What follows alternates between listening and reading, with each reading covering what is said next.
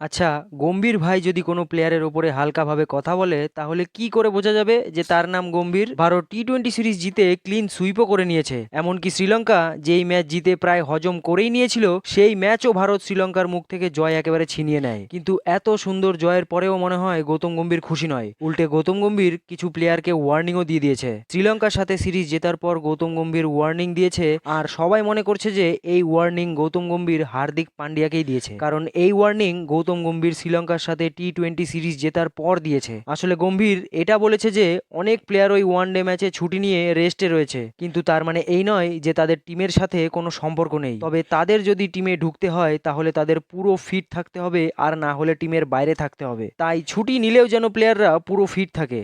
এবার আপনারা বলবেন এতে হার্দিক পান্ডিয়া কোথা থেকে এলো? আসলে হার্দিক পান্ডিয়া নিজের পার্সোনাল সমস্যার জন্য ওয়ানডে সিরিজ থেকে ছুটি নিয়েছে। আর হার্দিক পান্ডিয়া তার ওয়ানডে শেষ ম্যাচ খেলেছে আগের বছর বিশ্বকাপে। তাই হার্দিক পান্ডিয়াকে পরবর্তীতে যদি কোনো ওয়ানডে সিরিজ খেলতে হয় তাহলে তাকে তার ফিটনেস প্রমাণ করতে হবে, না হলে টিমের বাইরে থাকতে হবে।